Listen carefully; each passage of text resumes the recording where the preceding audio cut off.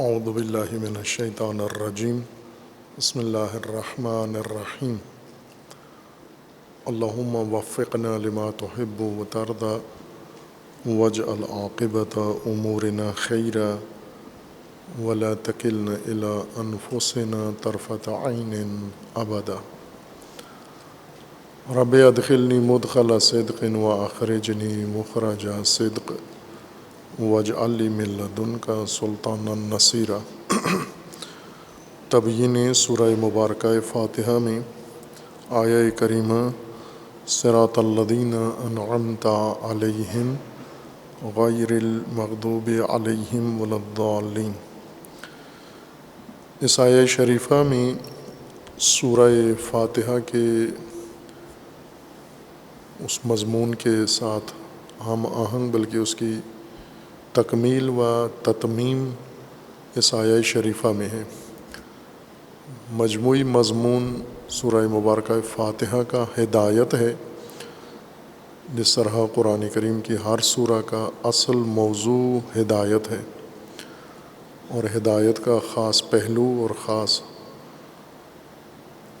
ایک انداز، چونکہ ہدایت کے بہت سارے پہلو ہیں ہر سورہ میں، اور ہر آیت میں ان پہلوؤں میں سے ایک خاص جہت مد نظر ہے۔ سورہ فاتحہ میں وہ تمام مطالب و تفاصیل جو بعد میں قرآن کریم میں ہدایت کے زمرے میں اور ہدایت کے ضمن میں پیش ہوئی ہیں، ان سب کا ایک خلاصہ اور ان سب کی تلخیص گویا سورہ مبارکہ فاتحہ میں ہے۔ انسان کو اللہ تعالیٰ نے تعلیم دی ہے ہدایت کے لیے، ابتدائی بنیادی آگاہی کے بعد اللہ تعالیٰ سے طلب کرتا ہے ہدایت کو، اہدنا، ہدایت کا طلبکار بنتا ہے انسان۔ اب اس ضمن میں پیچیدگیاں اور لا تعلیلات کافی ہیں کہ جو شخص نماز میں اہدنا کہتا ہے تو وہ تو چونکہ نماز پڑھ رہا ہے پس ہدایت یافتہ ہے، تو یہ اگر طلب ہدایت کرتا ہے تو یہ تحصیل حاصل ہے۔ اور اس طرح کی لا تعلیلات جو یہ باتیں یا یہ توہمات دلیلیں اس بات کر کے ہدایت کا معنی ہی سمجھ میں نہیں آیا۔ اگر انسان ہدایت کا معنی سمجھ جائے تو پھر یہ گفتگو یا یہ توہم نہیں ہوتا کہ جو نماز پڑھ رہا ہے تو وہ ہدایت یافتہ ہے، اور یہ مزید ہدایت طلب کرے تو تحصیل حاصل ہے۔ جیسا اشارہ کیا کہ ہدایت ایک مسلسل مستمر امر ہے، انسان کی پوری زندگی کے اوپر محیط ہے، اور ہدایت کے درجات ہیں۔ ہدایت کے درجات وہ نہیں ہیں جو ہم کسی عہدے یا منصب کے لیے لحاظ کرتے ہیں کہ 3-4 درجے ہیں، انسان ایک عمومی درجے پہ پہنچتا ہے، پھر ایک تخصصی درجے پہ پہنچتا ہے، پھر آخر میں ایک نہائی درجہ آتا ہے جہاں سے فارغ ہو جاتا ہے۔ جیسے ملازمتوں کے عہدے ہیں، ہدایت کے درجے جس طرح سے زمان حرکت کے درجات ہیں، حرکت تدریجی چیز ہے، زمانہ تدریجی چیز ہے۔ تدریجی چیز کا مطلب یعنی ایک ایک درجہ، ایک ایک مرحلہ اس کا وجود میں آتا ہے، پھر دوسرا مرحلہ، پھر تیسرا مرحلہ، اور اس کی بقا و استمرار اسی تدرج و تدریج میں ہے۔ یعنی ناگہان اس کے سارے درجات یکجا وجود میں نہیں آتے، اور چونکہ تکامل ہدایت حرکت ہی کی ایک نوع ہے، حرکت ہی کی ایک قسم ہدایت ہے کہ درجہ بے درجہ انسان اپنے مقصد کے قریب ہوتا جائے، اور درجہ بہ درجہ جو راستہ مقصد کی طرف لے کر جا رہا ہے اس راستے کا ایک ایک مرحلہ انسان طے کرتا جا رہا ہے۔ تو اگر برفرض ہم ہدایت یافتہ فرض کر بھی لیں اس کو، تو وہ ان مراحل کی نسبت ہے جو اس نے طے کر لیے ہیں، اور ہدایت ایک ایسی چیز ہے کہ جتنے مراحل اس کے طے کر لیے ہیں اس سے کہیں زیادہ مراحل وہ ہیں جو آگے باقی ہیں، جہاں پر انسان نے پہنچنا ہے، اس مقصود تک پہنچنا ہے انسان نے۔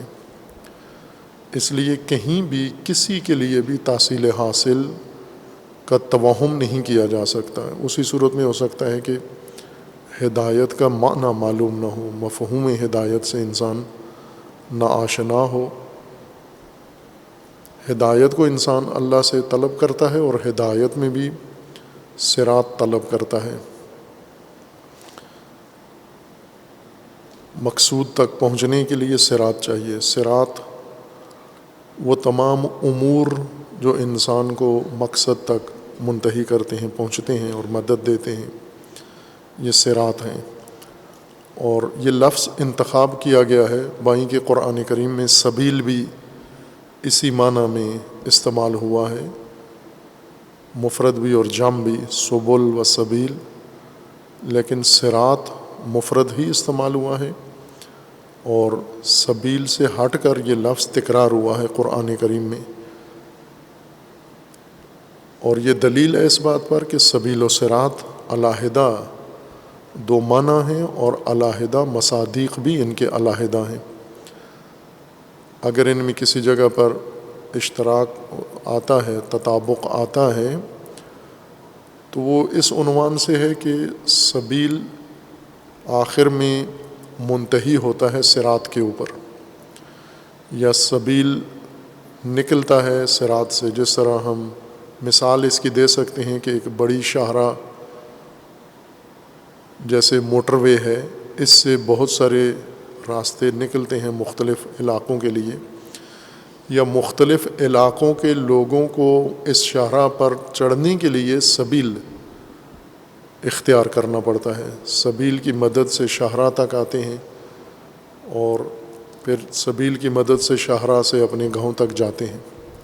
تو سبیل وہ ضمنی ذیلی راستے ہیں جنہیں اختیار کر کے مختلف لوگ اپنے اپنے انداز سے، اپنے اپنے حالات کے مطابق شاہراہ پر آ جاتے ہیں، صراط پر آ جاتے ہیں۔ البتہ صراط سے جو سبیل ہیں وہ صراط پر آنے کے لیے ہیں، صراط سے نکلنے کے لیے نہیں ہیں، یک طرفہ ہیں، یہ صرف صراط پر چڑھنے کے لیے یہ راستے ہیں۔ صراط لفظ جیسے اشارہ کیا تھا کہ اس کا مطلب ہوتا ہے خوراک نگلنا، جیسے حیوان نگلتے ہیں بعض، اور انسان بھی بعض چیزوں کو نگلتا ہے چبائے بغیر، ہڑپ کرنا، یہ عربی میں صراط اس کو کہتے ہیں۔ یہ لفظ اس لیے اس معنی میں استعمال ہوا ہے قرآن مجید میں، یعنی مسیر ہدایت، ہدایت کا مجرا، ہدایت کے راستے کو صراط اس لیے کہا ہے کہ یہ صراط اپنے سالک کو جو اس راہ پر آتا ہے، چڑھتا ہے، اپنے مقصد کی طرف جاتا ہے، مکمل طور پر یہ صراط اس کو اپنے احاطے میں لے لیتا ہے، گویا ایسے ہے جیسے اس نے ہڑپ کر لیا ہے، اس کو نگل لیا ہے۔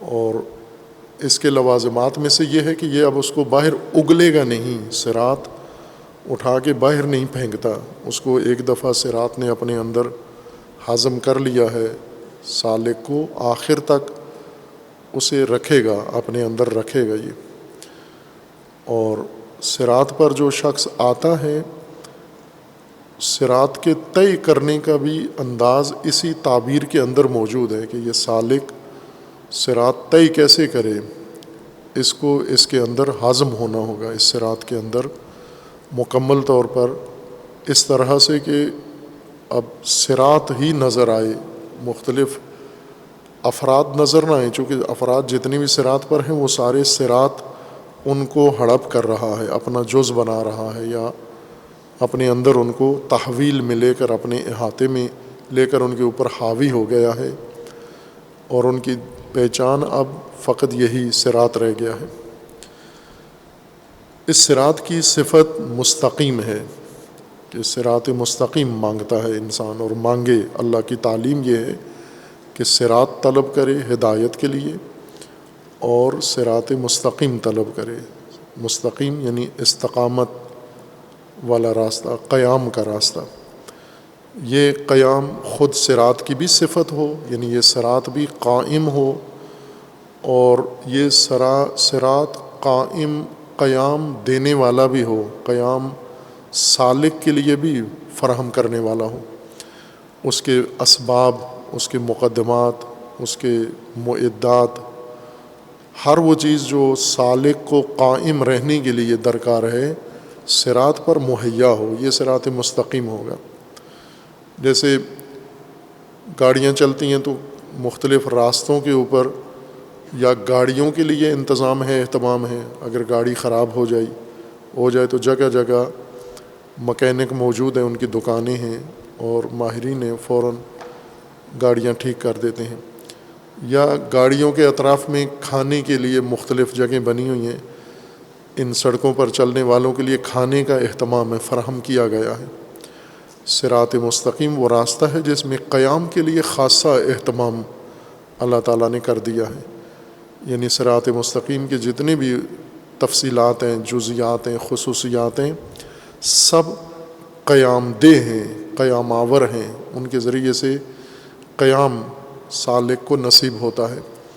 کوئی ایسی چیز صراط میں نہیں ہے جو ضد قیام ہو، قیام کی متضاد حالت سالک میں پیدا کرے، یعنی قعود یا کوئی اور مشابہ حالت جو قیام کے منافی ہے، وہ حالت صراط نہیں آنے دیتا اپنے، چونکہ مستقیم ہے، قیام آور ہے، قیام دہ ہے، اس لیے سالک کو نہ رکنے دیتا ہے، نہ بیٹھنے دیتا ہے، اور نہ اس کو دیگر کیفیات میں جو قیام کے متضاد ہیں وہ ایجاد ہونے دیتا ہے۔ قیام کی حالت ہدایت کے لیے لحاظ کی گئی ہے، محور قرار دی گئی ہے، چونکہ بعد میں ذکر کریں گے جب اصل موضوع قیام کا آئے گا وہاں، کہ قیام ہی وہ کیفیت ہے انسان میں، حالت ہے ظاہری جسمانی طور پر بھی، جس میں انسان بھرپور توانائی کے ساتھ کوئی کام انجام دے سکتا ہے۔ قیام کی حالت میں مثلا بیٹھے ہوئے چل نہیں سکتا، بیٹھے ہوئے کچھ اٹھا نہیں سکتا، بیٹھے ہوئے بیٹھے ہوئے انسان کی جو توانائیاں ہیں بہت محدود ہو جاتی ہیں، مقید ہو جاتی ہیں، کم ہو جاتی ہیں توانائیاں۔ کھڑے ہوئے انسان کے اندر وہ سہولتیں پیدا ہو جاتی ہیں کہ ہر کام قیام کی حالت میں انسان کے لیے ممکن ہے۔ اس لیے قیام جامع صورت میں صرف جسمانی نہیں بلکہ ہر طرح کا قیام انسان کی ہدایت کے لیے لازمی ہے کہ یہ سب کچھ حالت قیام میں ہو، جس طرح رسول اللہ صلی اللہ علیہ وآلہ وسلم کو حکم ہے یا مومنین کو حکم ہے، فاستقم، قیام اختیار کریں، آپ قیام اپنائیں تاکہ اپنے فاستقم اس چیز کے لیے قیام تیار کریں کہ جس کا امر کیا گیا ہے، یعنی وہ ماموریت قیام کے ساتھ سازگار ہے، قیام کے بغیر انجام نہیں پا سکتی۔ اور ساتھ ہی اس خصوصیت کے ساتھ کہ صراط کی ہدایت چاہیے، مستقیم صراط ہو، قیام آور صراط ہو، اور ایک خصوصیت اس کی یہ ہے کہ یہ انعمت علیہم، ان لوگوں کا، صراط الذین انعمت علیہم، صراط، اور مزید اس کے نکھار کے لیے اور اس کے تشخص کے لیے، تعین کے لیے اللہ تعالیٰ نے انسان کی تعلیم میں، ہدایت میں یہ شامل کر دیا ہے کہ صراط کے طلب میں آپ الذین انعمت علیہم بھی قید لگانی ہے کہ حتماً یہ خصوصیت صراط کے اندر موجود ہو۔ یعنی ایک تو خلوت راستہ نہیں ہے، انسان یہ نہ سوچے کہ مجھے ایک اجنبی نامانوس اور غیر تجربہ شدہ راستے پر ڈالا جا رہا ہے، پتہ نہیں اس میں کیا ہوگا، نتیجہ کیا ہوگا۔ صراط الذین انعمت علیہم یعنی ایک آباد راستہ ہے جس کے اوپر ہدایت کے طلبکار گئے ہیں اور جا رہے ہیں۔ اور صراط مستقیم پر آنے والوں کی ایک علامت یہ ہے کہ ان پر اللہ کا انعام ہے، انعام، نعمت، ہدایت اور سفر ہدایت کی سہولتیں، آسانیاں، اور وہ امور جن سے یہ ہدایت کا امر انسان کے لیے سہل ہو جاتا ہے، بہتر ہو جاتا ہے، وہ ساری چیزیں انعام ہیں۔ اللہ نے جن پر انعام کیا ہے ان کا راستہ خوب، یعنی ایک تو اس راستے پر پہلے سے انعام یافتہ سفری سہولیات جنہوں نے لی ہوئی ہیں، یہ اللہ تعالیٰ سے اور ان کے ذریعے سے کر رہے ہیں سفر، اس راہ کے اوپر گامزن ہیں، یہ ان کا راستہ ہے اور میں ان کے ہمراہ ہوں۔ سورہ نساء میں بھی کہا گیا ہے کہ انسان جب اطاعت آغاز کرتا ہے، شروع کرتا ہے، من یطع اللہ والرسول، اطاعت اللہ و اطاعت رسول جو ہی شروع کرتا ہے تو فوراً ایک کاروان اس کو میسر آ جاتا ہے۔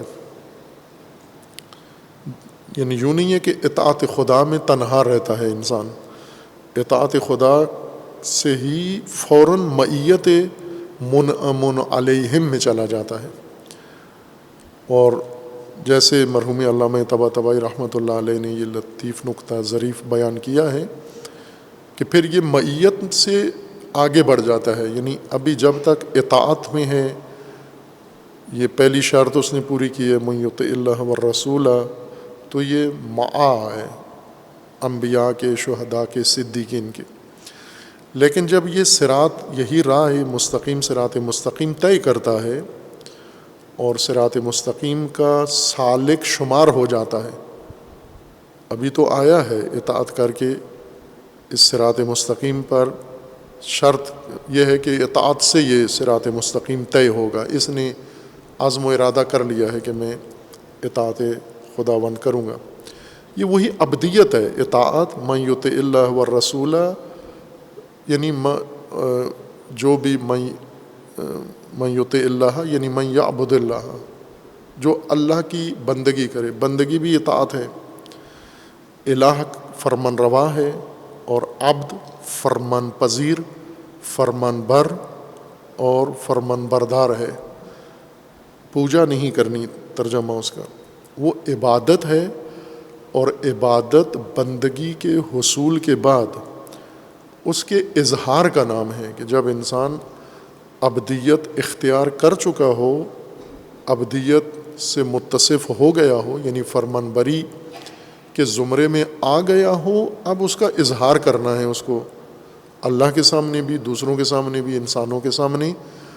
عبد سے عابد بننا ہے، عابد پوجا کرنے والا ہے، عبد پجاری کو نہیں کہتے، عبد مطیع ہے جو اطاعت کرے گا اللہ تعالیٰ کے تمام فرامین کی، اور یہ فرامین کی اطاعت انسان کو صراط مستقیم کے اصل سالکین میں شمار کر دیتی ہے، یعنی یہ پھر جن کے معا ہے یہ ان میں سے ہو جائے گا، یا شہداء میں سے ہو جائے گا، صدیقین میں سے ہو جائے گا، صالحین میں سے ہو جائے گا، مجاہدین میں سے ہو جائے گا، لمبی فہرست ہے وہ لوگ جو، لیکن نبیوں میں سے نہیں ہوگا، یوں نہیں کہ جو بھی اطاعت کرے وہ نبیوں میں سے ہو جائے گا، نہ، انبیاء کے ساتھ یہ حالت ہی رہے گی کہ مع النبیین، لیکن باقی طبقات کی عضویت حاصل کر سکتا ہے، رکنیت حاصل کر سکتا ہے، ان کے زمرے میں جا سکتا ہے یہ۔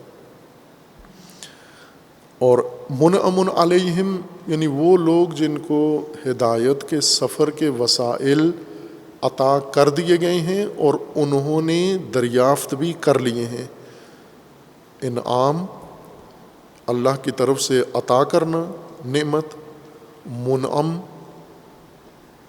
یعنی اللہ سے یہ ساری چیزیں دریافت کرنا، لے لینا، جن سے ہدایت کا سفر انہوں نے طے کرنا ہے۔ یعنی اگر کسی کو تعلیم کے سارے مواقع، سارے اسباب، وسائل مہیا کر دیے جائیں لیکن وہ ان سے استفادہ نہ کر رہا ہو، ایسے ہو سکتا ہے اور ہے، اکثریت وہ ہوتے ہیں جن کو تعلیم کے سارے مواقع میسر ہوتے ہیں. مثلاً ہم اپنے ملک میں دیکھیں تو تعلیم کے مواقع تمام بچوں کے لیے مہیا ہیں، لیکن سب اپنے بچوں کو تعلیم دلواتے نہیں ہیں. اسکول بنے ہوئے ہیں، اسکولوں میں نہیں بھیجتے، مدرسے ہیں، مدرسوں میں نہیں بھیجتے. یا جو اسکولوں میں آتے ہیں، اسکول میں آنے کے بعد استاد ایک وسیلہ ہے، نعمت ہے، تعلیم کا ذریعہ ہے آسانی کے لیے، استاد سے استفادہ نہیں کرتے. کتاب ایک اور ذریعہ ہے، اس سے استفادہ نہیں کرتے. کتاب خانہ ایک اور نعمت ہے تعلیم کے لیے، اس میں نہیں جاتے. جتنی بھی تعلیم کے سہولتیں ہیں یہ فراہم کرنا انعام ہے، اور ان تمام سہولتوں کو بروئے کار لانا تنعم ہے. انعام اللہ کی طرف سے ہے، تنعم انسان کی طرف سے دریافت ہے اس نعمت کی بروئے کار لانا، جس کو قرآن نے شکر نعمت کہا ہے کہ اگر نعمت کا شکر کرو گے تو مزید نعمتیں، مزید وسائل تمہیں عطا ہوں گے، ملیں گے، مہیا ہوں گے. لیکن اگر کفر کیا تو یہ جو نعمتیں ہیں تمہارے پاس یہ بھی تم سے لے لی جائیں گی. یہ قانون ہے اللہ تعالیٰ کا، سنت ہے خداوند تبارک و تعالیٰ کی. اس کے مقابلے میں ہدایت میں دوسرا طبقہ ہے منعم علیہم، پہلا طبقہ ہے. دوسرا طبقہ ہدایت کے باب میں وہ لوگ ہیں مغضوب علیہم، جن پر غضب ہے اللہ تعالیٰ کا، مغضوب لوگ ہیں. اور ہدایت کی راہ کی طلب میں یہ قید لگانا ضروری ہے کہ ہمیں منعم علیہم کا صراط چاہیے. منعم علیہم بھی وہ منعم علیہم وہ الذین جو مغضوب علیہم نہ ہوں. یہ ضروری ہے کہ یہ چیز ان کے اندر نہ ہو. جیسے کسی ادارے کے اندر افراد بھرتی کیے جاتے ہیں، ملازمین رکھے جاتے ہیں، ساتھ یہ کہہ دیا جاتا ہے جی کہ یہ تعلیم یافتہ ہو، پڑھا لکھا ہو، اس کے پاس ڈگری ہو. مثلا استاد رکھنا ہے، معلم رکھنا ہے کسی تعلیمی ادارے میں، تو کہتے ہیں کہ اس کے پاس کم از کم اتنی سند، تعلیمی قابلیت اتنی ہو. وہ تو ہے، اس کے پاس موجود ہے. پھر آگے یہ بھی لکھا ہوتا ہے کہ یہ کسی مجرمانہ کام میں دخیل نہ ہو، اس پر کوئی FIR نہ ہو، اس کی شہرت بری نہ ہو. یہ لکھا ہوتا ہے. وہی بات یہاں پر بھی ہے کہ یہ منعم علیہم ہیں، یہ راستہ منعم علیہم کا راستہ ہو، اور صرف منعم علیہم ہو. یوں نہیں ہے کہ ساتھ میں مغضوب علیہم بھی ہوں، یعنی کچھ اور FIR بھی ان کے اوپر بنتی ہوں اور ہمیں ان کے ساتھ شامل کر دیا جائے، یا ہدایت اس طرح سے ہو کہ ان سے بھی کوئی نہ کوئی تعلق بن رہا ہو ہمارا.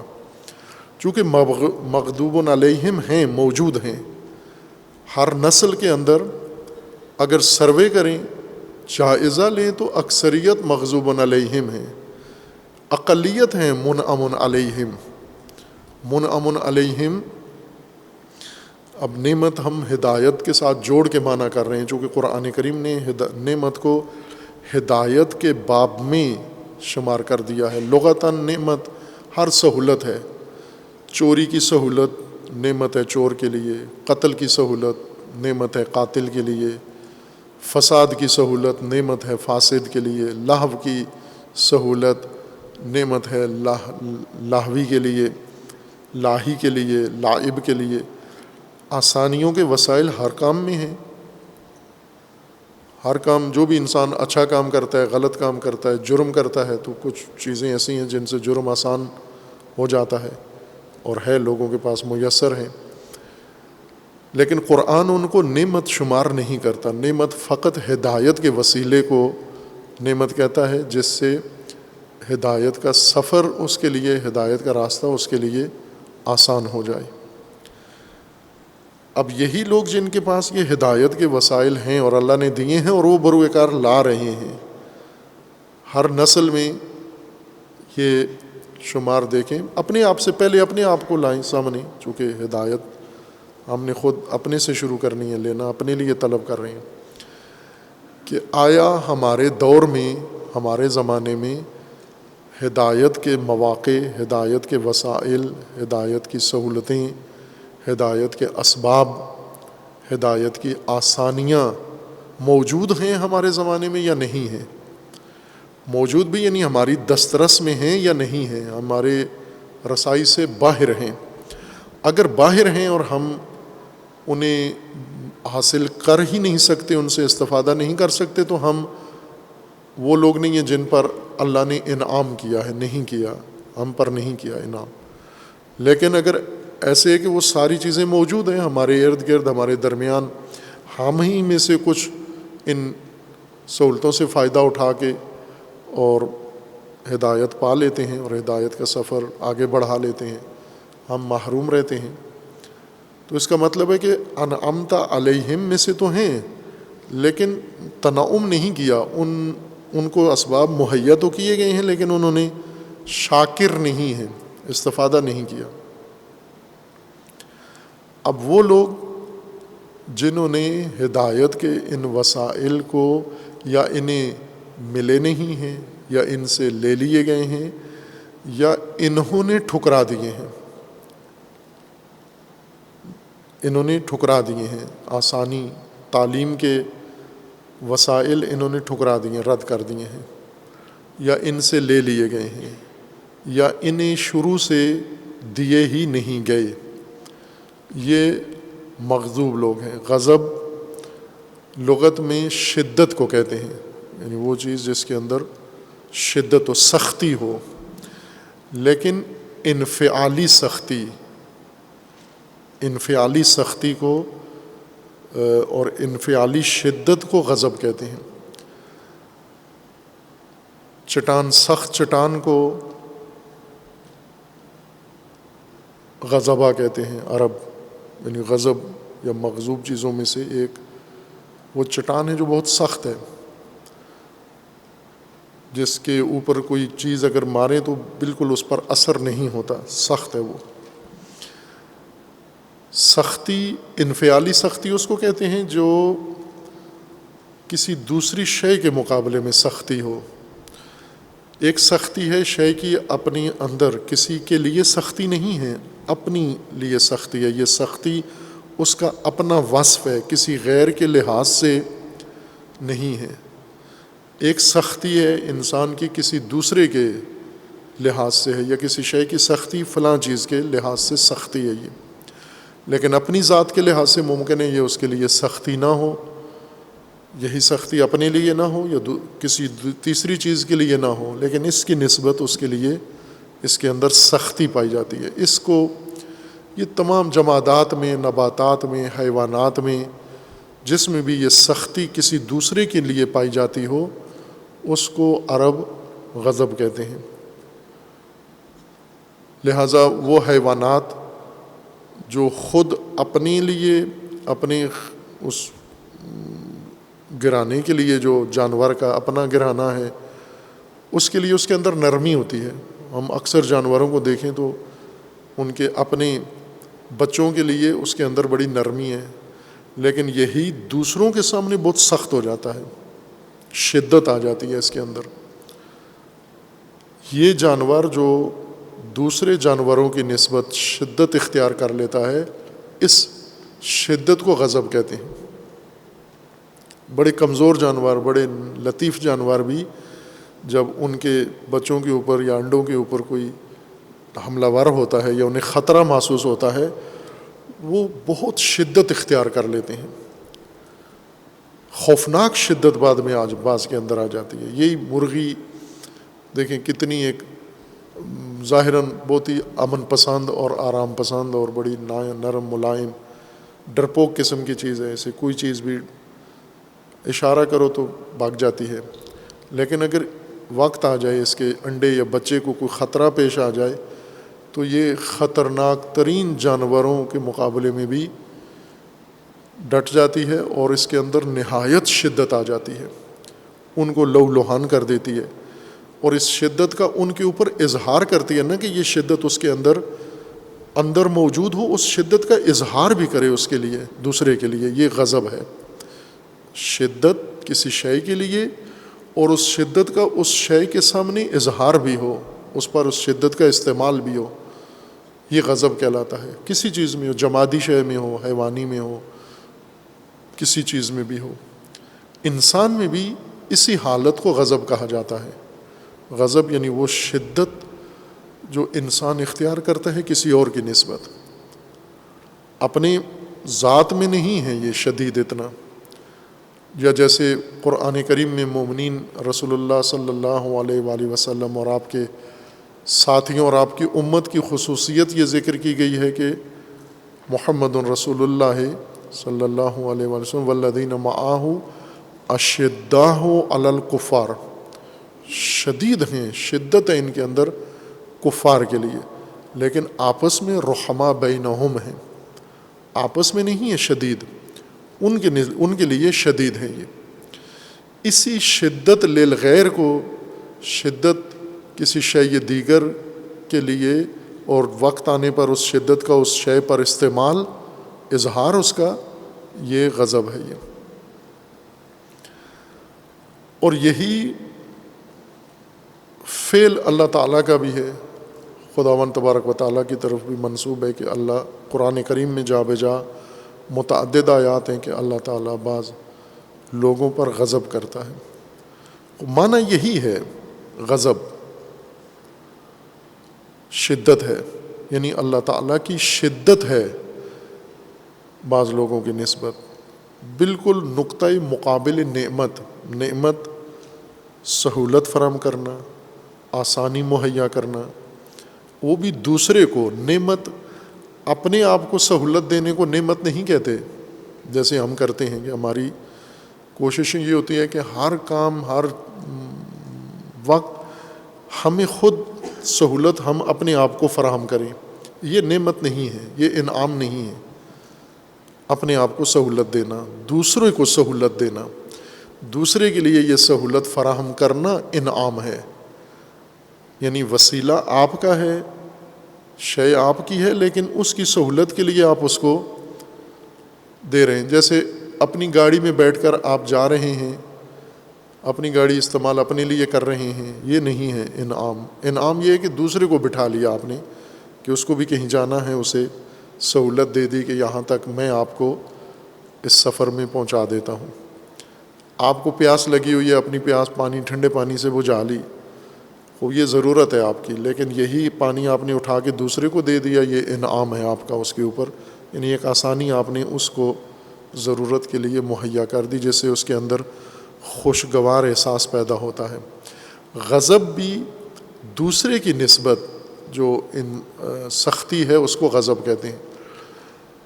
خوب اللہ تعالیٰ کے افعال میں یہ سختی بھی شامل ہے، جس طرح وہ نرمی ہے، وہ نعمت ہے، سہولت و آسانی ہے، سختی بھی ہے، کہ بعض اوقات یہی اسباب ہدایت کے یہ کسی قوم کے شامل حال نہیں ہوتے، اور ان سے وہ دور کر لیے جاتے ہیں، لے لیے جاتے ہیں۔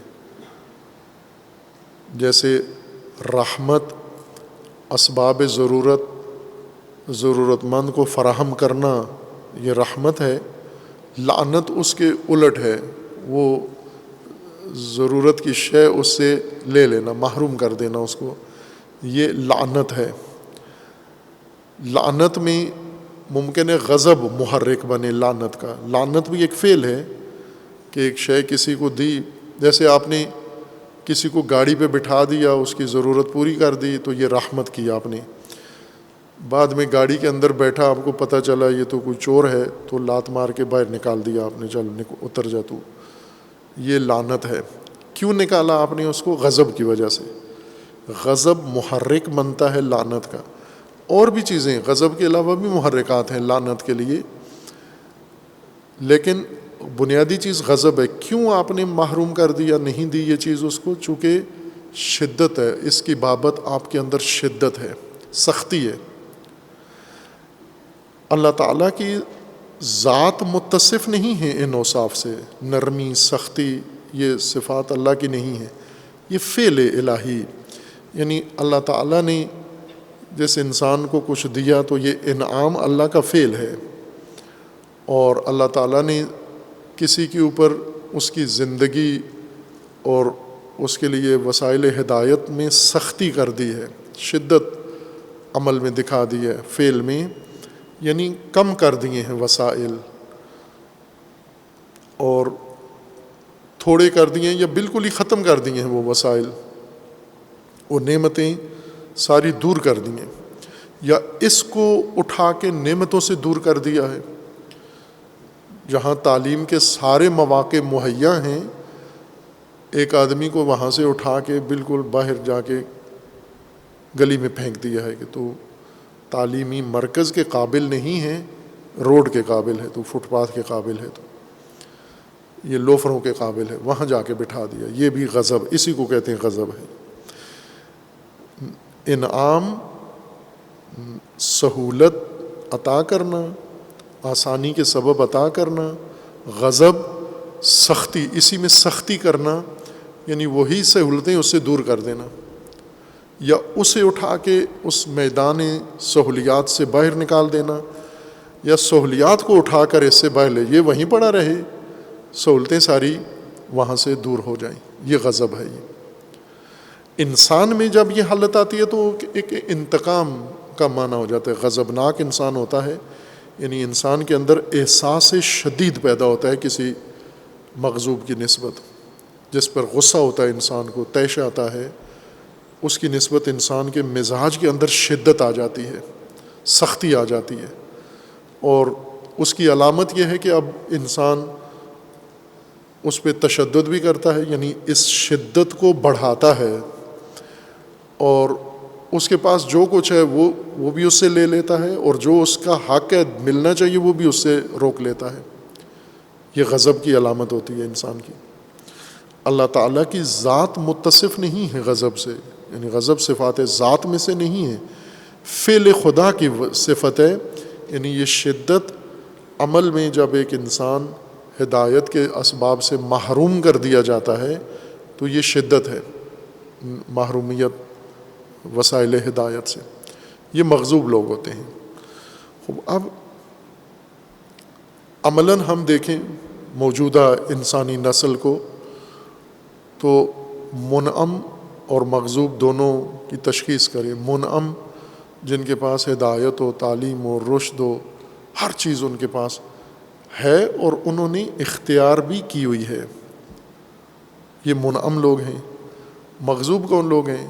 مغضوب وہ ہیں یا یہ وسائل ہوتے ہوئے ان سے دور ہیں، یا وسائل ان سے دور ہیں، وسائل کے اندر رہتے ہوئے یہ دوسروں جہاں گمراہی ہے یہ وہاں پر ان کے ساتھ جڑے ہوئے ہیں۔ مثلا ایک مثال مغضوب اور منعم کی یہ مثال ہے کہ جس طرح قرآن کریم میں اللہ تعالیٰ نے نعمتوں کی درجہ بندی کی ہے، ان نعمتوں میں سے نبوت، امامت، ولایت، یہ نعمتوں میں سے اللہ نے شمار کیا ہے، بلکہ بڑی نعمتوں میں سے ہے ولایت، چونکہ جب قرآن کریم نے نعمتوں کے باب کی جم بندی کی ہے، یہ سارا نعمتیں جو انسان کی ہدایت کے لیے اللہ تعالیٰ نے مہیا کی تھیں، اس باب کی تکمیل کے لیے جس نعمت کا ذکر کیا ہے وہ ولایت ہے۔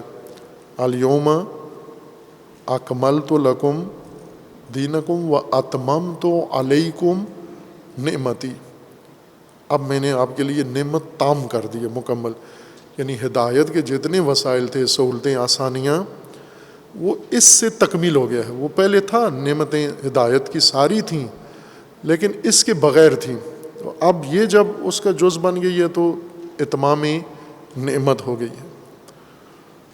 اب اس نعمت کے ہوتے ہوئے یہ نعمت ہے، جن کے پاس ہے وہ منعم علیہم ہیں، جو متمسک بولایت ہیں، نظام ولایت کے تحت ہیں، ولایت ان کے اوپر ایک امامت نظام بن کر لاگو ہے، اور انہوں نے اپنا بھی لیا ہے اس نظام امامت کو، اپنے اوپر نافذ بھی کر لیا ہے، یہ منعم علیہم ہیں۔ تو مغضوب کون ہیں؟ امامت کے ہوتے ہوئے آمریت، طاغوتیت، جمہوریت، فاسق، فاجر، فاسد، یہ سارے مغضوب ہیں اللہ کے۔ امام موجود ہیں، امام کے ہوتے ہوئے پیروکار ہیں طاغوت کے، اب یہ مغضوب لوگ ہیں نا، غضب اسی کو کہتے ہیں نا کہ یہ نعمت موجود ہے ہدایت کی، لیکن یہ اس سے بے بہرا ہیں، یہ اس سے دور ہیں۔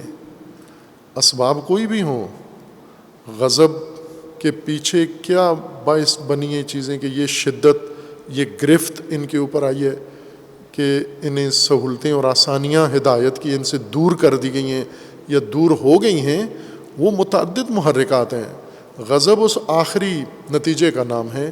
ان تمام محرکات نے اس نسل کے لیے ہدایت کے سارے اسباب کو دور کر دیا ہے۔ یہ مغضوب لوگ ہیں۔ یہ اب آپ ہدایت چاہتے ہیں، مغضوب لوگوں کی نہیں چاہنی، مغضوب لوگوں کی راہ پر نہیں جانا آپ نے۔ مغضوب کون ہیں؟ جن کے پاس وسائل ہدایت نہیں تھے، انہوں نے لیے نہیں ہیں، ان سے استفادہ نہیں کیا، یہ سب مغضوب ہیں۔ اب ممکن ہے یہ ہمارے ہی اپنے سب اجداد اور بزرگان و اسلاف ہوں، مغضوب تھے کیونکہ ہدایت یافتہ تو نہیں تھے وہ۔ جب ہدایت نہیں تھی، ہدایت کے وسائل نہیں تھے، اختیار نہیں کیے ہوئے تھے، تو مغضوب لوگ تھے یہ۔ تو آپ نے نہیں ان کا کرنا کہ چونکہ اجداد ہیں لہٰذا ان کی راہ پر چلنا ہے، نا، آپ نے مغضوب کا راستہ اختیار نہیں کرنا، بے شک وہ آپ کا اپنا قریبی ہی کیوں نہ ہو۔ منعم کی راہ پر چلنا ہے۔ اب منعم ممکن ہے آپ کے خاندان سے نہ ہو، آپ کے قبیلے اور نسب سے نہ ہو، وہ کسی اور قوم قبیلے سے ہو، لیکن ہے وہ منعم ہے۔ خوب اب یہ ایک ایسا خوبصورت پاکیزہ نورانی ضابطہ ہے اللہ تعالیٰ کا، ہدایت ہے، ایسی رشد انسان کو دی گئی ہے، ایسا شعور انسان کو دیا گیا ہے کہ آپ نے جب دنیا میں آنکھ کھولنی ہے تو آپ خود نہ تقسیم کرو گے یہ ہمارے ہیں، یہ بیگانہ ہیں، یہ پرائے ہیں، یہ ہماری قوم ہے، یہ فلاں قوم ہے، یہ ہمارا ملک ہے، یہ فلاں ملک ہے، نہ، آپ کے لیے جو معیار میزان ہے صراط الذین انعمت علیہم، وہ کوئی بھی ہو سکتے ہیں، اور جو آپ کے قریب ہیں جن سے آپ کا ایک تعلق ہے جسمانی، یہ ممکن ہے مغضوب ہوں۔ اگر مغضوب ہیں تو پھر آپ کے قریبی نہیں ہیں، ان سے آپ کا کوئی تعلق، یہ غیر ہیں، غیریت ہے، غیر المغضوب علیہم، جو ان پر غضب ہوا ہے وہ نہیں، ان کا راستہ، ان کا نقش قدم، ان کا طور طریقہ، ان کی زندگی، ان کا طرز زندگی، ان کا انداز زندگی، ان کی سوچ، ان کی تعلیمات، یہ سب تباہ کن ہیں، گمراہ کن ہیں، اس سے دور رہنا ہے آپ نے، جو اللہ کی شدت میں آئے ہوئے ہیں۔ اب یہاں پر چونکہ انعمت علیہم میں تو مشخص ہے کہ اللہ نے جن پر انعام کیا ہے، لیکن بعد میں یہ نہیں کہا کہ غیر الذین غضبت علیہم، یہ نہیں فرمایا کہ جن پر تو نے غضب کیا، جن پر تو نے انعام کیا، جن پر تیرا انعام ہوا ہے وہ ان کا راستہ میں مانگ رہا ہوں، جن پر آپ نے غضب کیا ہے ان کا نہیں مانگ رہا۔ یہاں یہ نہیں ہے، وہاں پر ان کی وصف، اس کو وصف کی صورت میں ان کو ذکر کر دیا ہے مغضوب۔ اب یہ غضب اللہ نے کیا ہے، اللہ نے اپنی طرف منسوب نہیں کیا کہ یہ اللہ نے ان پر غضب ڈھایا ہے اور یہ محروم ہے، بلکہ اس کو انہی کی صفت کے طور پر ذکر کر دیا، غیر المغضوب علیہم، ہیں مغضوب ہیں یہ۔ اب کس نے کیا ہے یہ غضب؟ یہ خود بانی ہے اپنے غضب، اس غضب کے، یعنی سختی میں کیوں ہیں؟ معیشت کی سختی، ہدایت کی سختی، تعلیم کی سختی، امنیت کی سختی، دشواری، ہر چیز میں دشواری۔ اب اس وقت آپ اپنے ملک قوم کو دیکھیں کس کیفیت میں ہیں، کس پہلو سے سہولت میں ہیں۔ کوئی بندہ اٹھ کے کہے کہ یہ ایک پہلو ایسا ہے اس ملک میں ہم رہ رہے ہیں، یہ پہلو زندگی کا بہت آسان ہے ہمارے لیے، سختی ہی سختی ہے۔ سختی کو قرآن میں غضب کہتے ہیں، وہ سختی جو دوسروں کے اوپر ڈھائی جائے، جو دوسروں کے اوپر انجام دی جائے۔ اس سختی کو غضب کہتے ہیں. عرب شیر کو بھی کہتے ہیں یہ بھی غضبہ یا غاضب، یعنی چونکہ اس کے اندر بھی جو سختی ہے وہ دوسرے جانوروں کی نسبت ہے، اپنوں کی نسبت نہیں ہے. سختی وہ دوسروں کی نسبت سخت ہوتا ہے وہ، اور اس سختی کو اظہار بھی کرتا ہے ان کو. اسی طرح مختلف چیزیں ہیں جن کو عرب سخت کہتے ہیں، یا اونٹنی ہے، سخت اونٹنی، یا گھوڑا ہے جو دوسرے کو لات مارے. خود اپنے بچے کو تو لات نہیں مارتا، نہ اپنے آپ کو مارتا ہے، دوسرا جب سامنے آئے تو غضبناک ہو جاتا ہے، طیش میں آ جاتا ہے، شدت اس کی نسبت اس کے اندر شدت آ جاتی ہے.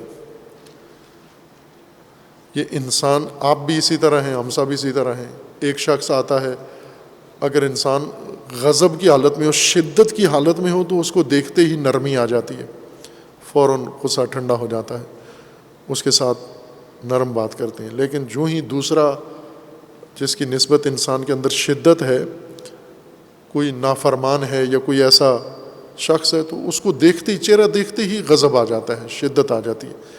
تو شدت جو دوسروں کی نسبت انسان کے اندر پیدا ہوتی ہے وہ غضب ہے. مغضوب علیہم کا راستہ نہیں چاہیے. یہ مغضوب علیہ، اللہ نے بھی ان پر غضب کیا، چونکہ ہے، ہو سکتا ہے انہوں نے خود اپنے اوپر غضب کیا ہے کہ بیشتر خود اسباب غضب انہوں نے فراہم کیے ہیں. ہر چند اللہ تعالیٰ دیگر آیات میں یہاں پر خداوند تبارک و تعالیٰ کی منسوب نہیں ہے کہ انعمت و غضبت نہیں ہے. انعمت علیہم صراط الذین انعمت علیہم، اور غیر المغضوب علیہم جن پر غضب نہیں ہوا، جن پر شدت نہیں ہے ان کی زندگی.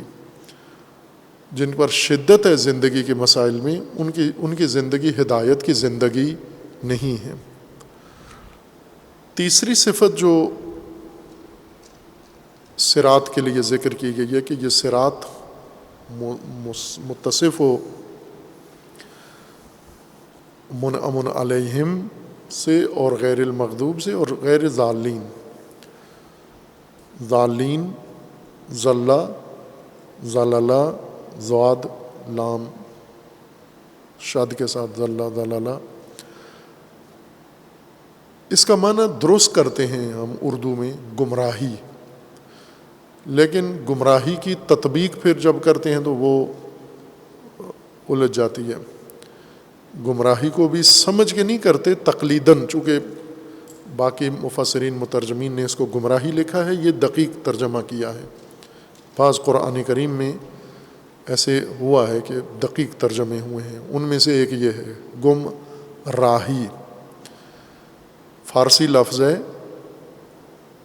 گم ایک لفظ ہے، اور راہ سے راہی، راستہ گم کر دینا، اسی کو ضلالت کہتے ہیں. عرب ضلع اس شخص کو کہتے ہیں جو اس وجہ سے حیرت میں اور تذبذب میں پڑ گیا ہے کہ جو نشانیاں ہدایت نشانیوں کو کہتے ہیں، وہ نمایاں نشانیاں، واضح نشانیاں اور برجستہ نشانیاں جنہیں دیکھ کر شخص منزل اور راستے کا پتہ لگاتا ہے، ان کی نشاندہی ہوتی ہے، وہ نشانیاں اس کے پاس موجود نہیں ہیں، میسر نہیں ہیں. ان نشانیوں کے میسر نہ ہونے سے انسان کو یہ نہیں پتہ چلتا کہ مجھے جانا کہاں ہے، میری منزل کدھر ہے، اور اس منزل کی طرف جو نامعلوم ہے اس کی طرف راستہ کون سا ہے، اور جہاں میں کھڑا ہوا ہوں یا جانا چاہتا ہوں آیا یہ راستہ وہیں جاتا ہے جہاں مجھے جانا ہے یا نہیں جاتا. خوب احتمال ہے وہیں جاتا ہو، احتمال ہے نہ جاتا ہو. اس کے ذہن کے اندر، دل کے اندر کوئی رجحان موجود نہیں ہوتا. ایک جگہ کھڑا ہوا ہے، یا فرض کریں چل بھی رہا ہے اگر، لیکن ذہنی طور پر غیر مطمئن ہے، اس کو یقین نہیں ہے، معلوم نہیں ہے، علم نہیں ہے. اس حیرت و تذبذب کی حالت میں جب ہو تو اس کو عرب ضلع کہتے ہیں. یہ دلیل یعنی پریشان انسان، اس کا ترجمہ جو ابھی اردو میں حیرت ہونا چاہیے، لیکن وہ مادری زبان اردو پہ غالب آ گئی ہے. اس کا جو اور زیادہ واضح ترجمہ کرتے ہیں کنفیوژن. یہ کنفیوژن ہی کا نام ضلالت ہے. یہ حالت سب کی تجربہ شدہ حالت ہے, ابھی بھی ہوگی بعضوں کے اندر. بعض موضوعات کی نسبت آپ بالکل واضح ہیں, بعض چیزوں کی نسبت آپ کو نہیں پتہ کہ کیا کرنا ہے, خود آپ نے کیا کرنا ہے. آپ کہتے ہیں ابھی نہیں پتہ کیا ہونا ہے, کدھر جانا ہے. ہزاروں مسائل آپ کے ایسے ہیں جن میں ابھی آپ نے یہ جزم پیدا نہیں کیا, عزم نہیں کیا, یعنی نظری علمی طور پر بھی آپ یقین پر نہیں ہیں, اور عملی ارادے کے لحاظ سے بھی آپ قاطع نہیں ہیں. تردید, تذبذب کی حالت میں ہیں. کسی ان احتمالات میں سے کسی احتمال کو معین کر کے آپ نے فیصلہ نہیں کیا ہوا, فیصلہ کرنے کی حالت میں نہیں ہیں آپ. اس کو ضلع کہتے ہیں. ضالین, کنفیوز لوگ, مردد لوگ, جو حالت یقین پر نہ ہو, جن پر راستہ واضح نہ ہو اور جن پر منزل واضح نہ ہو. جس چیز کو دیکھتے ہیں تھوڑی دیر کے لیے انہیں یہ گمان ہونے لگتا ہے کہ جدھر یہ جا رہا ہے میرا راستہ بھی شاید یہی ہے. تھوڑی دیر کے بعد دوسری طرف سے کوئی اور گزرتا ہے, اس کو دیکھتے ہیں, اس کے بارے میں بھی یہی احتمال ہوتا ہے کہ یہ جو جا رہا ہے شاید میرا راستہ بھی ادھر سے ہو. کبھی کوئی پتہ ڈھونڈتے ہوئے ایسی حالت ہوئی ہے, سب کے ساتھ ہوتا ہے. آپ کسی اجنبی جگہ پر گئے ہیں, کسی دفتر میں جانا ہے, دکان پہ جانا ہے, کسی دوست کے گھر جانا ہے, اس نے ایڈریس سمجھایا ہے, آپ سڑک پہ پہنچ کے گلی کے بارے میں مردد ہو جاتے ہیں کہ یہ گلی ہے. جس گلی کو دیکھتے ہیں لگتا ہے یہی گلی ہے. اگر ایک گلی میں اندر چلے جائیں, مکان کون سا ہے, جو دروازہ دیکھتے ہیں لگتا ہے یہی دروازہ ہے. اس کیفیت کو عرب ضلع کہتے ہیں. یہ ضلال ہے. واضح نہ ہونا, نشانی نہ ہونا, اور اطمینان نہ ہونا, علم نہ ہونا. علم میں بھی یہ ضلالت ہے اور عمل میں بھی ضلالت ہے. دونوں جگہ الگ الگ ضلع ہے. قرآن نے بھی دونوں اس کا ذکر کیا ہے کہ جب برہان نہ ہو, دلیل نہ ہو, ثبوت نہ ہو, بینہ نہ ہو, تو انسان کوئی بھی احتمال کو عقیدہ بنا لے. یہ ضلالت ہے, یہ گمراہی ہے. چونکہ نشانی تو نہیں ہے, دلیل تو نہیں ہے آپ کے پاس. اور اسی طرح فیصلہ اگر کرنے کی پوزیشن میں نہیں ہے, چونکہ آپ کے پاس کوئی ایسا رجحان نہیں ہے, مرجع نہیں ہے, کوئی ایسی چیز ہے نہیں ہے جو طے کر سکے کہ آپ کی منزل و راستہ یہ ہے. یہ معمول کی روزمرہ کی زندگی میں انسان کا تجربہ ہے. ضلالت ہر انسان کا تجربہ ہے. حیرت و سرگردانی. کوئی شخص یہ نہیں کہہ سکتا کہ میں آج تک ضلالت میں مبتلا نہیں ہوا, یعنی راہ گم نہیں کیا اور حیرت میں نہیں پڑا. ہمیشہ پیدائش سے لے کر ابھی تک سارے ایڈریس بھی پتہ ہیں, ساری گلیاں بھی پتہ ہیں, سارے نمبر بھی پتہ ہے نا. یہ جھوٹا انسان ہے اگر جو کہتا ہے ضلالت کا تجربہ نہیں ہے. ضلالت عام معمول کی زندگی میں, اور ہدایت کے الٹ متضاد حالت کا نام ہے. ہدایت واضح, برجستہ, نمایاں نشانیاں, راستے اور منزل کی جو انسان کو میسر ہوں, جن سے انسان نے وہ پتہ ڈھونڈ لیا ہو, وہ ہدایت ہے. ضلالت انہی نشانیوں کا نہ ہونا. یہی نشانیاں نہیں ہیں انسان کے پاس جو مجھے واضح طور پر بتا سکیں کہ راستہ کدھر ہے اور منزل کدھر ہے, مقصد کدھر ہے میرا. ہر چیز میں احتمال آ رہا ہے اور ہر چیز میں نفی کا بھی احتمال ہے. دونوں احتمال ہیں. یہ گلی ہے میرے دوست کے گھر کی, ممکن ہے یہ گلی ہو, ممکن ہے یہ گلی نہ ہو. اگلی گلی ہے, دو احتمال مساوی, ممکن ہے یہ گلی ہو, ممکن ہے نہ ہو. پھر اگلی گلی, پھر اگلی گلی. اور اسی طرح پورے اطراف کے ماحول کے بارے میں انسان کی یہ کیفیت. اور بعض زندگی کے ایک مرحلے میں اس کیفیت میں رہتے ہیں، عادی ہو جاتے ہیں. یعنی یہ تکلیف دہ بات ہے، الجھن ہوتی ہے انسان کو. مثلاً آپ سڑک کے بیچ میں کھڑے ہوئے ہیں اور آپ کو پتہ بھی نہیں ہے میں نے جانا کدھر، میرا جو مطلوبہ ایڈریس ہے کہاں ہے، تو بہت کوفت ہوتی ہے، تکلیف، شدید تکلیف دہ ہے. بے شک موسم بہت اچھا ہو، بے شک آپ نے کھانا کھایا ہوا ہو، آپ کو ساری سہولتیں ہوں، گاڑی بھی آپ کے پاس ہو، دوست احباب بھی ہوں، پھر بھی یہ کیفیت، یہ گمراہی والی، ایڈریس نہیں مل رہا، راستہ گم ہو گیا ہے، مکان نمبر نہیں پتہ چل رہا، یہ انسان کو شدید تکلیف قلبی طور پر پہنچتی ہے اس سے. چونکہ انسان کو اطمینان حاصل ہوتا ہے یقین سے. انسان کی جو قلبی ساخت ہے وہ یقین سے اطمینان حاصل ہوتا ہے. یقین اگر نہ ہو کسی بھی بارے میں، دنیا میں، آخرت میں، دین میں، کاروبار میں، معاملات میں، جب کسی چیز کے بارے میں ہمیں بالکل واضح ثبوت آ جاتا ہے تو ہم مطمئن ہو جاتے ہیں. جب تردید آتی ہے تو پریشانی کی حالت ہے. اب آپ وہاں دیکھیں، فون کرتے ہیں وہاں کھڑے ہو کر کس کو کہ بھائی میں یہاں کھڑا ہوں، فلاں کے گھر جانا ہے، بتاؤ کدھر سے جانا ہے، کون سی گلی جاتی ہے، کس موڑ سے مڑنا ہے، کس پل پہ چڑھنا ہے، کہاں سے میں نے مثلاً کوئی اقدام کرنا ہے. وہ آدمی یا فون ملتا نہیں ہے، یا ملتا ہے آپ کو کوئی رہنمائی ایسی واضح نہیں کرتا، آپ کی تردید حل نہیں ہوتی، تھوڑی سی آپ کی شدت، ٹینشن بڑھ جاتی ہے، اضطراب بڑھ جاتا ہے. دوسرے کو کرتے ہیں، تیسرے کو کرتے ہیں، آخر میں پھر آپ زیر لب بڑبڑانا شروع کر دیتے ہیں، یہ کیا مصیبت ہے، کہاں پھنس گئے، کیا ہو رہا.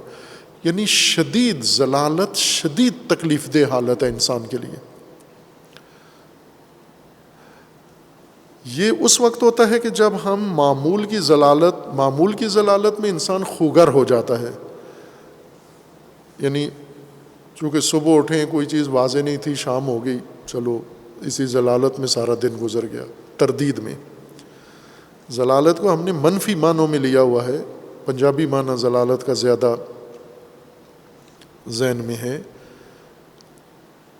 اس لیے کوئی شخص اپنی نسبت یہ نہیں سوچتا کہ میں نے بھی ضلالت کا تجربہ کیا ہوا ہے، یہ جو حالت ابھی مجھ پر بالفعل طاری ہے، اسی کو ضلالت کہتے ہیں.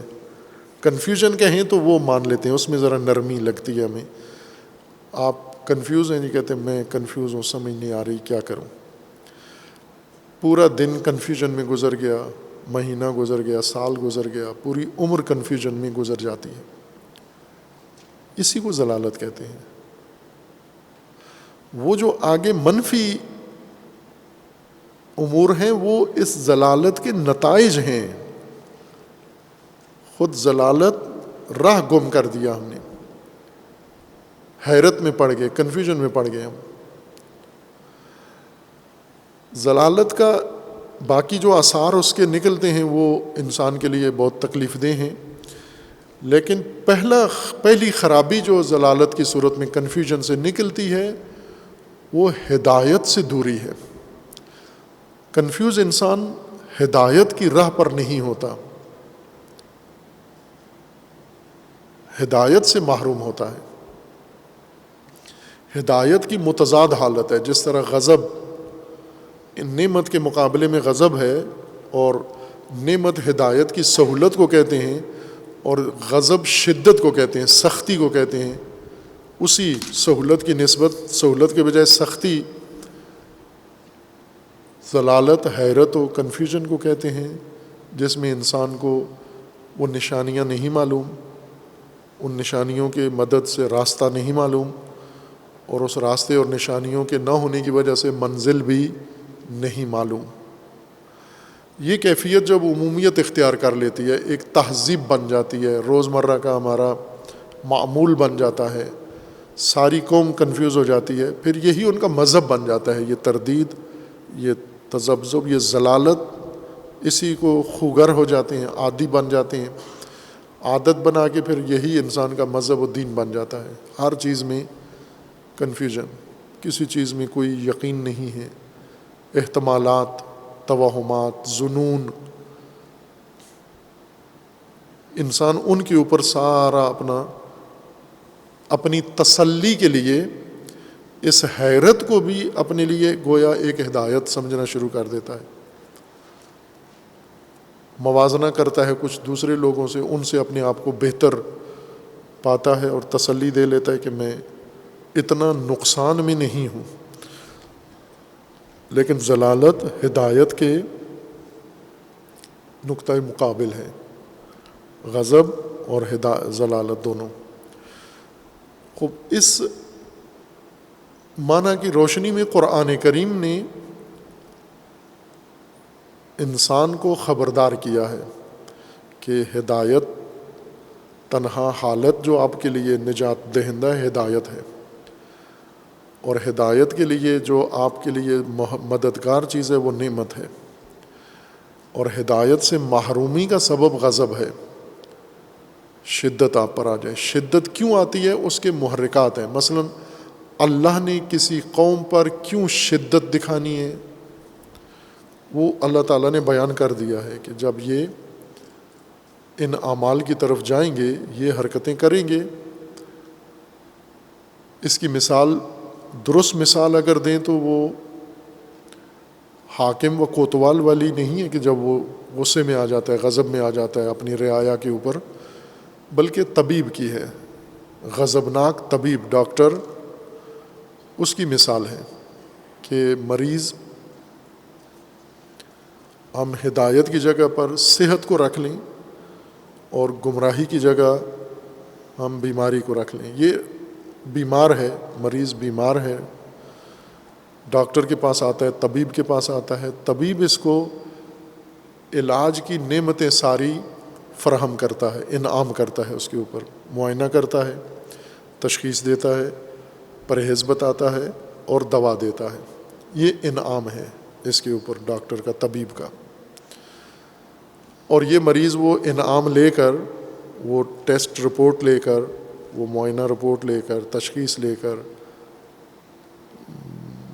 وہ نسخہ لے کر آ جاتا ہے، لا کے جن چیزوں سے اس کو پرہیز کراتے کا کہتا ہے نہیں کرتا، جو دوا اسے بتاتا ہے وہ تناول نہیں کرتا، بر وقت نہیں کھاتا۔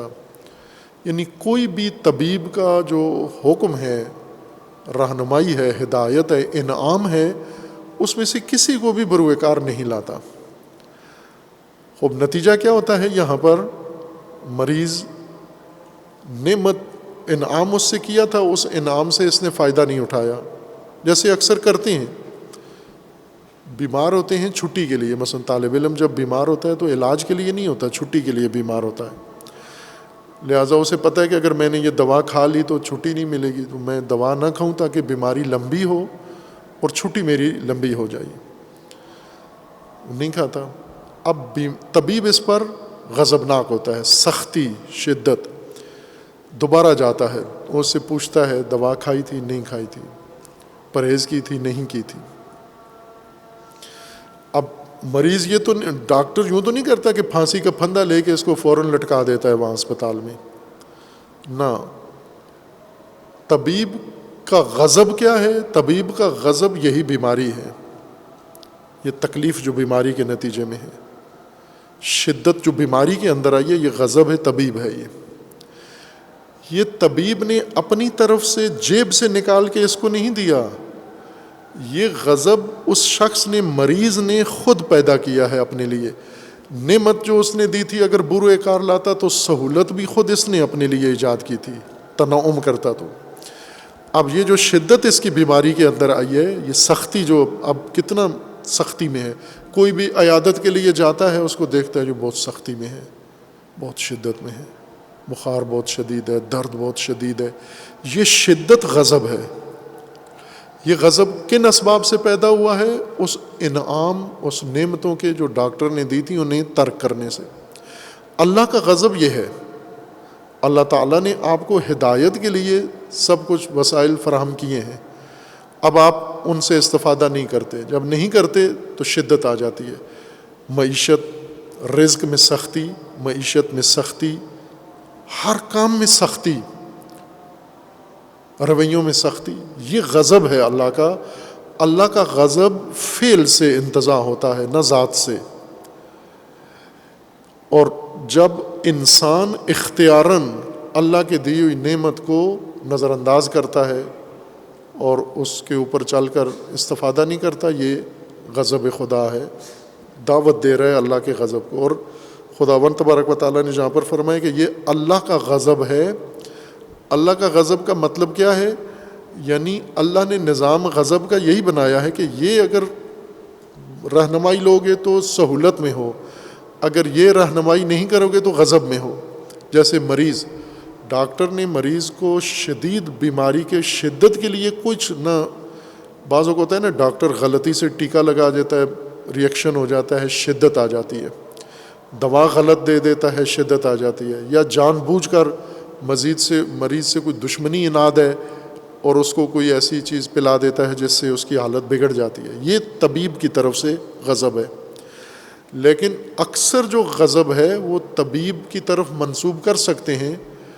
طبیب کہہ سکتا ہے کہ میں نے اس کو کہا ہوا تھا کہ یہ شدت آئے گی تیرے اندر، اس شدت سے تو بچ سکتا ہے، اور یہ شدت تیری اپنی فراہم کردہ ہے، اس شدت سے ابھی بھی باہر آ سکتا ہے. تو جو نسلیں، قومیں، چونکہ قرآن کی ہدایت عمومی اجتماعی ہدایت ہے. اب ہم دیکھیں کہ یہ غضب قومی نقشہ دیکھیں، اپنی قوم کا نقشہ دیکھیں، دوسری اقوام کو دیکھیں کہ ان کے اوپر جو شدت ہے اس وقت، زندگی کتنی شدید زندگی، دشوار زندگی گزار رہے ہیں. یہ دشوار زندگی اس طبیب کی درد و دشواری کی طرح ہے جس میں کرہ کے مر رہے ہیں. کس نے کیا ہے؟ خود تم نے کیا ہے. یہ شدت خود تم نے اپنے لیے فراہم کی ہے. لیکن چونکہ یہ اللہ کے بتائے ہوئے نظام کے مطابق ہوا ہے آپ کے ساتھ، اس لیے یہ اللہ نے منسوب کیا ہے. چونکہ وسائل تو اللہ کے اختیار میں ہیں، اسباب اللہ کے اختیار میں ہیں، اور نعمتوں کے بغیر شدت میں زندگی گزارنا یہ اللہ کا قانون ہے. انسان کو توہم یہی ہے کہ میں دونوں صورتوں میں اللہ کا قانون توڑ سکتا ہوں. میں نعمتوں کے بغیر ہدایت پا سکتا ہوں، اور میں نعمتوں کے بغیر آسان زندگی گزار سکتا ہوں. یعنی اللہ کے قانون سے نکل کر بھی میں آسان زندگی گزار سکتا ہوں. یہی توہم ہے، یہی گمراہی ہے اس کی، جس کے نتیجے میں یہ شدت میں مبتلا ہوتا ہے. اور اس نظام الہی میں چونکہ ہو رہا ہے، لہٰذا یہ غضب اللہ تعالیٰ نے منسوب کیا اپنی، کہ خدا کا غضب ہے ان کے اوپر. مثلاً ابھی گرمی ہے، بارشیں نہیں ہو رہی ہیں، اللہ کا غضب ہے یہ. لیکن یہ غضب یوں نہیں کہ اللہ نے اپنی طرف سے ان لوگوں کے اوپر ٹھونسا ہے، بارشوں کو حکم دے دیا ہے کہ خبردار بارشیں نہیں ہونا. اللہ نے بارشوں کا نظام بنایا ہے. بارشوں کے لیے زمین کا ایک نظام ہے، وہ نظام زمین کا قائم رہے تو آسمان سے بارشیں اتریں گی. آپ نے زمینی نظام انسانوں نے تباہ کر دیا ہے. کھیتوں میں ساری آپ نے DHA سوسائٹیاں بنا لی ہیں، بنگلے بنا لیے، پورے پاکستان میں سوسائٹیاں بنانا شروع کر دی ہیں. خب جب زمین میں نہ کوئی کھیت ہے، نہ سبزہ ہے، نہ درخت ہے، تو کہاں سے وہ بارش کے نزول کا جو زمینی نظام ہے اس کے بغیر کہاں سے بارش ہوگی؟ پھر تو یہی جہنم عذاب نازل ہوگا. یہ غضب ہے خدا کا. یہ غضب خدا کا انسان نے فراہم کیا ہے، چونکہ قانون اللہ کا ہے، نظام اللہ کا ہے بنا ہوا. اس نظام میں انسان نے اپنے لیے غضب فراہم کر لیا ہے. صراط ہمیں چاہیے منعم علیہم کا، مغضوب لوگوں کا صراط نہیں. یعنی وہ منعم علیہم یا غیر منعم علیہم جن پر غضب ہے، مغضوب ہیں، ان کی طرف نہیں جانا. یہ کتنی تاکید ہے، انسان کو حساس بنا دیا گیا ہے کہ مغضوب کی طرف تو نہیں ہماری رہنمائی ہو رہی، مغضوب نصاب تو نہیں پڑھا رہے ہمیں، یہ وہ تربیت تو نہیں ہو رہی جس کے بعد مغضوب ہونا ہے، سختی کی زندگی گزارنی ہے، دشوار زندگی گزارنی ہے، وہ ادھر تو نہیں جا رہے ہم. بس یہ ابتدا میں اہدنا صراط المستقیم صراط الذین انعمت علیہم غیر المغضوب علیہم ولا الضالین. یعنی یہیں پر یہ انسان نے معین کرنا ہے کہ جو ہم نے ہدایت کا راستہ پکڑا ہے وہ نشانیاں اس میں ہیں یا نہیں ہیں. اگر تو یہ منعم علیہم کا راستہ ہے تو آنکھیں بند کر کے چلو اس پر.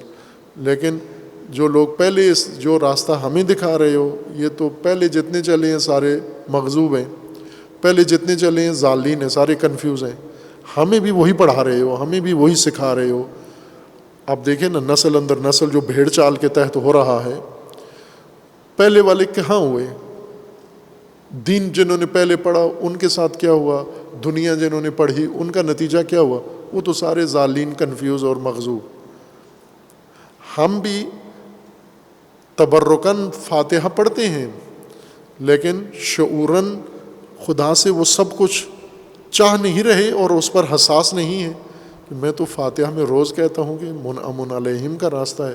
یہ تو مغضوب لوگوں والی تعلیم اور مغضوب لوگوں والا نصاب اور مغضوب لوگوں کا طریقہ ہمیں بتایا جا رہا ہے، جو خود پڑھ کے بھی مغضوب ہوئے ہیں.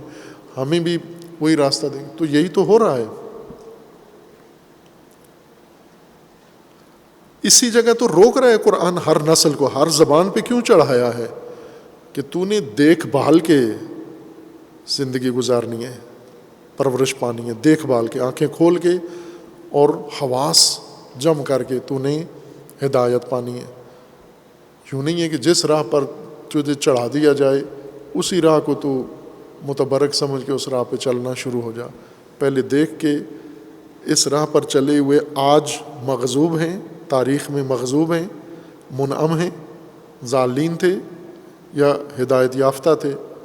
کون تھے؟ پھر انسان تسلی سے اس راہ کو اپنا لیتا ہے. یہ راستے کی وہ نشانیاں ہیں جو ہر انسان کو صراط کو سمجھنے پہ قادر بنا دیتی ہیں. علمی نظری بہت دقائق نہیں بیان کیے گئے تاکہ فلاسفہ کو سمجھ میں آ جائے صراط مستقیم کیا ہے، لیکن عوام جن کو صراط مستقیم پہ چلنا ہے ان کو سمجھ میں نہ آئے. اس طرح کا عمومی میزان صراط کے لیے ذکر کیا کہ ہر انسان سمجھ سکتا ہے کہ یہ دیکھو کہ یہ راستہ جو ہمیں صراط کے طور پر نجات کا راستہ بتا رہے، جو پہلے چلے ہیں. مثلا ہم پاکستان بنتے ہوئے ابھی یہاں پر ہیں اور ہمارے سامنے جو راستے رکھے جاتے ہیں جن پر ہم ان کے ساتھ اس ریوڑ کے ساتھ چل پڑتے ہیں، تو ان راہوں پر چل کر ابھی تک یہ 75 سال مغضوب رہے ہیں اس میں یا منعم رہے ہیں، کنفیوز رہے ہیں یا یقین پہ رہے ہیں. تو وہ آسانی سے بتا سکتا ہے نا کہ یہ تنظیمیں، یہ انجمنیں، یہ خطیب، یہ واعظ، یہ کدھر ہمیں لے کے جا رہے ہیں. اگر فاتحہ پر انسان غور کر لے، روایات میں ہے نا کہ فاتحہ بس ہے انسان کے لیے، ہدایت کے لیے. روایت میں ہے کہ جس کو فاتحہ سے شفا نہ ملی کسی سے نہیں ملے گی، اور جس کو فاتحہ سے ہدایت نہیں ملی کسی اور سے ہدایت کی امید نہ رکھے. وہ فاتحہ میں تو اتنی واضح ہدایت یہاں پر موجود ہے.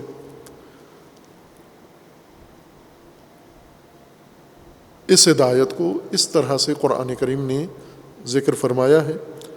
اب جتنی بات فاتحہ میں ضروری ہے وہ تقریباً انجام دی. اگر کوئی اور مطلب باقی ہوا تو انشاءاللہ بیان کریں گے، ورنہ آگے انشاءاللہ اگلی بات کریں گے. وصلی اللہ علی محمد وآلہ الطیبین الطاہرین.